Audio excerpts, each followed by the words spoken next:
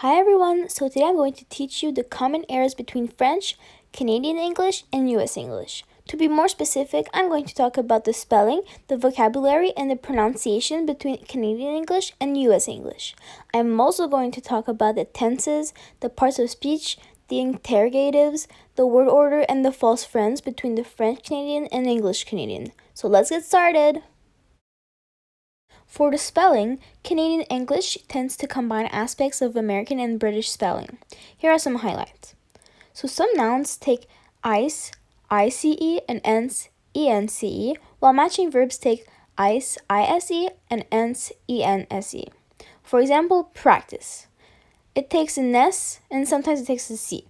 In license, ENSE, and sometimes it's ENCE. Canadians also tend to use the British R, OUR, ending rather than OR, or, in some words like color, flavor, labor, and neighbor. American English tends to standardize on I's, so IZE, and Canadians standardize on I's, YZE.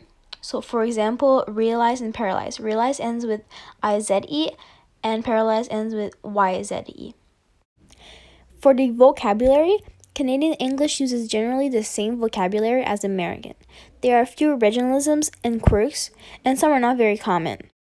In winter, you want to wear a toque, pronounced TUQUE,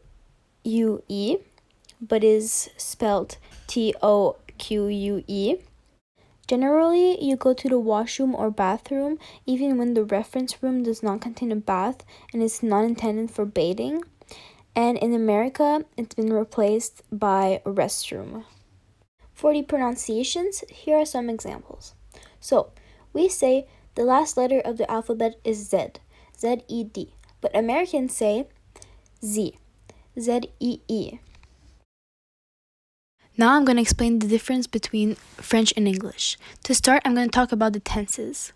Some grammatical aspects of English and French are similar, resulting in various rules overlapping. This is true, especially for grammar related to verbs.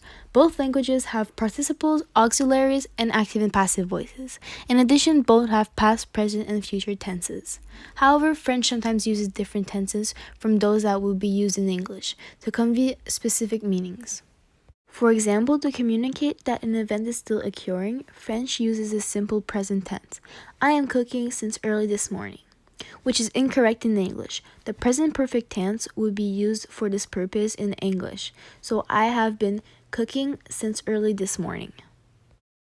The parts of speech includes articles, pronouns, adjective, and more. Since English and French share many grammatical features, their parts of speech are similar and similarly used, but differences also arise and can cause errors. For example, the correct French article to use is based on the gender of the noun, which is it is associated. Furthermore, possessive adjectives must agree with the nouns they qualify in French. These French rules result in incorrect English constructions, such as Chad and her wife like board games. In English, though, the following constructions are Chad and his wife like board games. For the interrogatives, some confusions may arise in French speakers' attempts to ask questions. French does not have the auxiliary word do, which is used to ask questions in English. French speakers use intonation to frame their question. So, for example, you want to go to the movies. Alternatively, a French speaker may switch the order of the subject and the verb, as in how often do you there. In contrast, English uses the auxiliary do to ask questions, leaving it out, as in the previous examples. It is considered incorrect, especially in formal situations. Therefore, do you want to go to the movies and how often do you go there are the correct ways to ask questions. For the word order, French and English share the same basic syntax, so subject, verb, then object.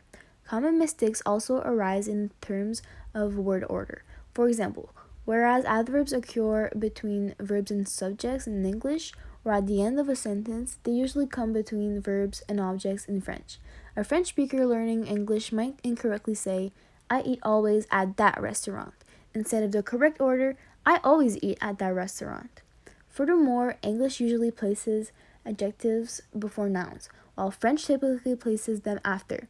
Therefore, in French, the word order might be a car red, which is incorrect in English, where it should be a red car. For false friends, there's a lot of similarities in words' appearances that can mislead learners. Often, French speakers falsely equate a French word that looks similar to an English word, even though they have a completely different meaning. In some cases, the words are identical in spelling but totally different in meaning. For example, while coin means corner in French, the same word refers to money in English, coin. These words are called false friends, and they often result in mistakes.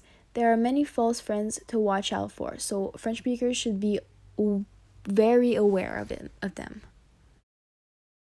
Thank you guys so much for listening to my presentation. I hope you guys learned a lot and are now pros at these common errors.